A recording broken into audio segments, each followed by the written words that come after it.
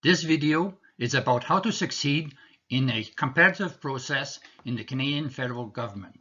If you have been trying to get a job and you are not getting an interview, or you are failing at the interview itself, but you don't know why, well, then this video is for you. In this video, you will learn about all the steps in the interview process, including how to prepare the letter and resume, how to prepare for the written exam, the elevator speech method, how to prepare for the interview, how to coach your references, and the offer process.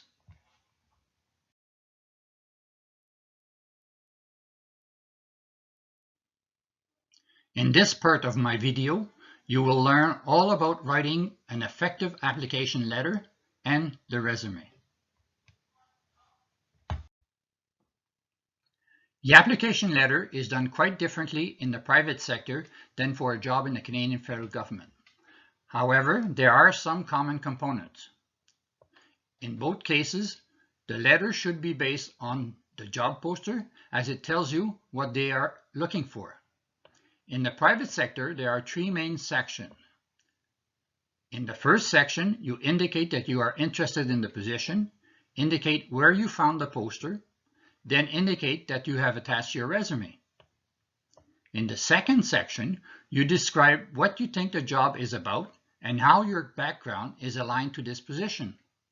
In the third section, you say thank you for the opportunity and that you look forward to meeting them in an interview.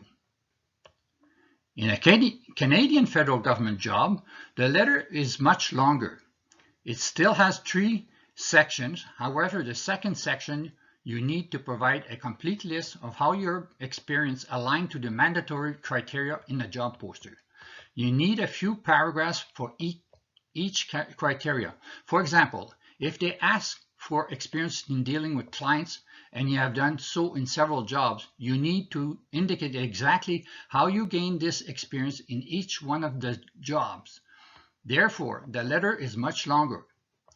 Also, don't forget to make sure you have a supporting resume that outlines the details for each one of these jobs. Now let's take a look at the resume.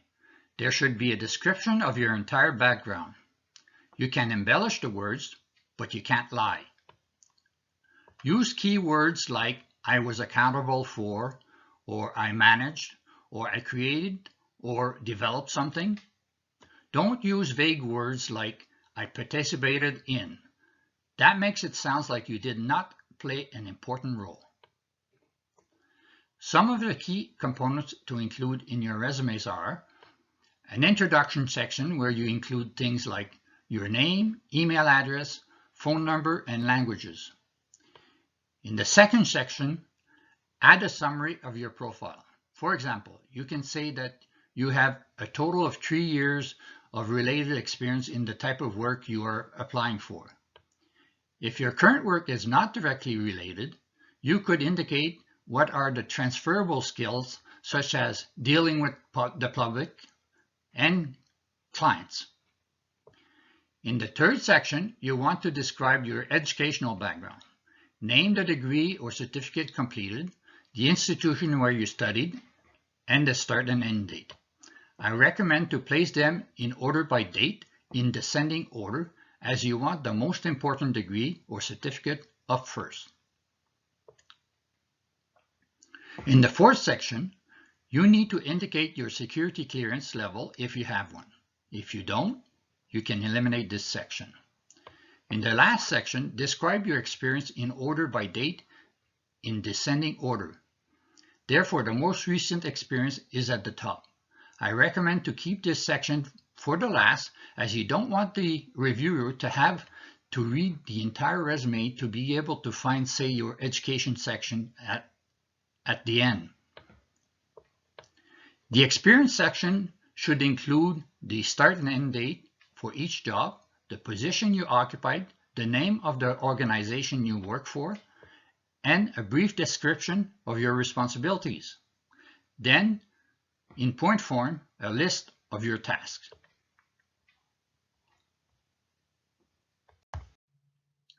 The written exam. Now let's assume that you have done an excellent job at preparing your letter and resume and that you truly have the background they're looking for.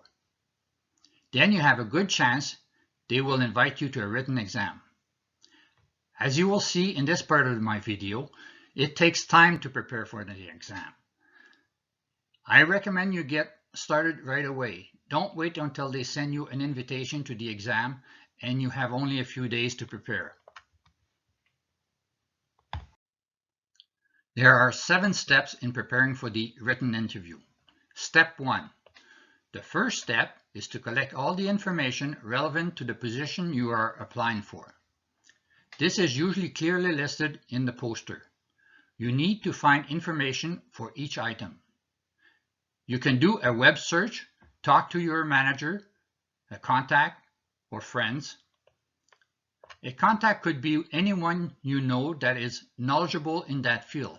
It can even be a school teacher or a professor. Check your personal files for any information you may already have on the subject. Also, research information on the organization itself. This is usually easily accessible on their website. This would include such things as their vision, mandate, clients, and services. Step 2. The second step is to do a review of all the information you collected and prepare some summary notes. It is important to summarize the information in your own words, as this will help you assimilate the information. Also, it will be easier to do a review of your notes in the next step. Organize your notes by topic. Put more details on topics that are more important or that you are less familiar with. In step 3, review your notes a first time. Not all the information you collected, just your notes. Don't go back to the documents you collected unless you need to update your notes to clarify something you missed or something you don't understand. Organize your information in sections and put a title on each section. In step 4, review your notes a second time. Review the information in each section and clearly mark the subjects that you will need to memorize. You don't need to memorize them now, just clearly identify them. Read the information multiple times, as the repetition will help you better understand the overall information and remember what is important. Step 5. 2 days before the exam, review all your notes one more time and identify the important topics. Get a good sense of the information collected. Step 6. The day before the exam. Memorize the items that you have identified you would need to memorize. This could be something you will not be able to put into your own words, or a list of things or steps that are important. Step 7. The morning of the exam. Review the title for each section, the titles only. Review quickly the topics you have a problem with. Then review the items you memorize. In conclusion, remember that repetition is the key to being ready for the exam. The more you prepare, the more confident you will be. If you complete all these steps, you will be less nervous during the exam. The elevator speech method. I like to explain this method at this point in the presentation, as it will help you better organize your thought at the exam as well as the interview. To explain this method, imagine yourself meeting your boss in the elevator on the 10th floor. You are alone in the elevator with the boss. You are both going to the first floor. That gives you the amount of time you have to tell your boss about yourself. If you did not prepare for this ahead of time, you will not know what to say. This can happen in other situations also. Say at the beginning of a meeting or in a corridor. you should always have an elevator speech ready just in case. This method can also be used to answer questions in an interview or in an exam. Let's start. How do you organize your thoughts? First, imagine in your head the diagram in this slide. You have a square with the topic. Tell me about yourself. At the top, there is a line for the intro section. Then you break down the topic into two main components, say the education and experience. Then, at the end, you have a conclusion and an opening. Let me explain. For the intro, you can say, my name is, and state your name, and I work in the accounting section. I just started. For the education, think of the key items you want to say. I recently graduated with a degree from University of Ottawa in accounting, for example. You can mention your other education if they are relevant, say a master's degree. Always start with the most recent degree. For the experience, do the same thing in a point form in your head and place them by dates in ascending order. For example, I currently work in accounting division. I previously worked in sales in the private sector, so I have a lot of experience in accounting and client relations. Then for the conclusion, say something like, as you can see, I have both the education and experience in accounting and client relations. As an opening, you can talk briefly about your career aspirations. Remember, this is the boss and he could make things happen for you. This method can also be used to organize your thoughts quickly during an interview. With the same diagram, you can answer multiple types of questions just by changing the intro and the conclusion a bit. For example, if someone asks you, how does this job fit your career path? You just have to indicate in the intro something like, what I think you are looking for is someone with the experience in accounting and dealing with clients. Then in the conclusion, you can say, as you can see, both my education and experience is perfectly aligned with what you are looking for. The middle portion stays the same. In the next part of this video, I will let you know where you can use this method during an interview.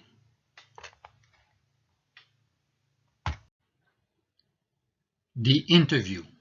Now let's assume that you have done an excellent job at the written exam and that you are invited to the interview. As you will see in this part of the video, it takes time to prepare for the interview.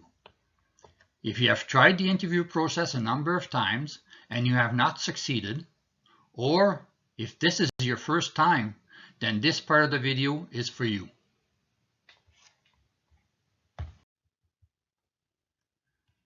There are 6 steps in the process for preparing for an interview.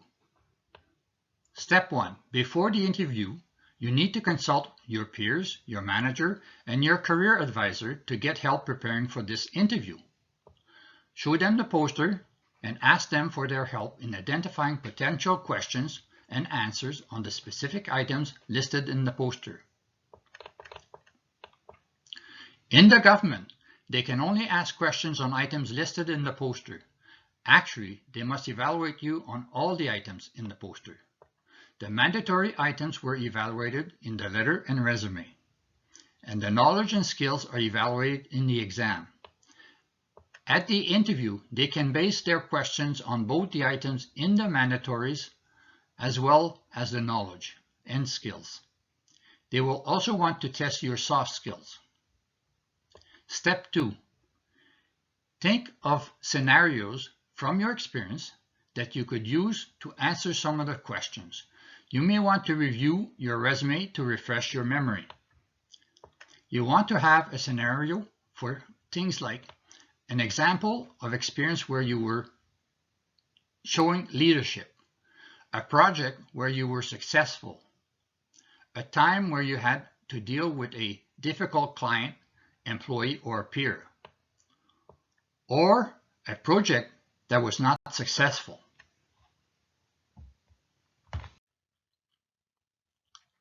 Step 3.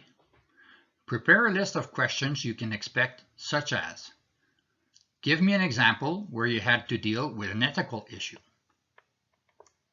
Or another question, you get a call on Friday night and there is a major issue with something you are responsible for. The client needs this fixed immediately as he or she has employees working on the weekend. What do you do? Another example, what are your strengths and weaknesses? Another question, give me an example where you demonstrated leadership. Step 4. The day before the interview. Review the poster to make sure you understand what they're looking for. Review your resume. Review the material you prepared for the interview and prepare to answer the questions in your head or out loud in front of someone or in front of a mirror.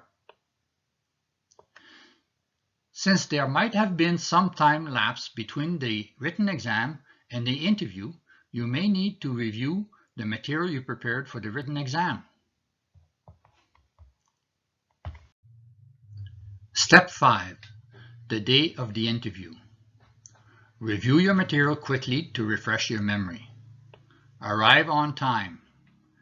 Dress appropriately. This varies depending on the type of job you are applying for. Advise the person at the front desk that you are there for the interview. If you are waiting for your turn and there are other candidates in the room, engage in a discussion politely. Listen for hints and tips they may have, but you don't give away any information you have. At the interview, step 6. Shake hands with all the interviewers. Ask for their names and who they represent. Human resources, the hiring manager, or future peers. Relax. Take the time to breathe. Place your hands together on the table and sit down with your 2 feet on the ground to ground yourself. If they give you a pen and paper, leave them on the desk as you don't want to play with them, showing nervousness. When they ask a question, take the time to think before you answer. Use the elevator speech method to organize your thoughts.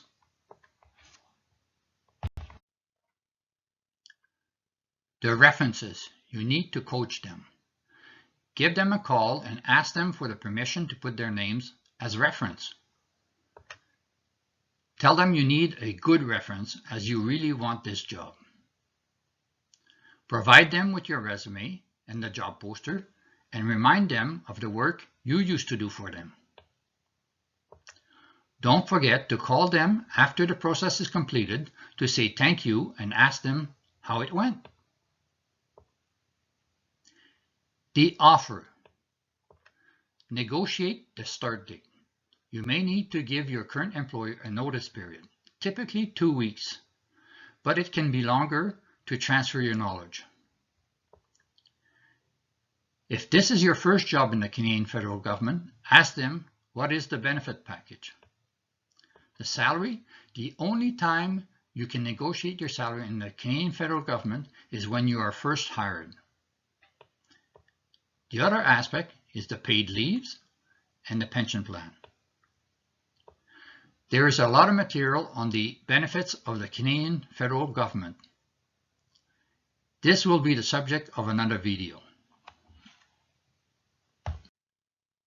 The entire process of applying for a job and preparing for an interview in the Canadian federal government is a lot of work for both the applicant and the employer. Take it seriously and manage your time well. Good luck on your next interview. Let me know if you need personal assistance and let me know how it went. You can contact me at yourpersonalcareeradvisor@gmail.com.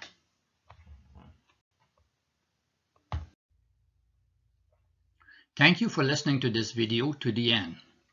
I hope it will help you in your career. This video is part of a series of videos on how to be successful in the Canadian federal government. So don't forget to hit the subscribe button. Also, click the thumbs up if this was useful. Don't hesitate to contact me at yourpersonalcareeradvisor@gmail.com. For more information on this topic, you can also go to my website at yourpersonalcareeradvisor.org.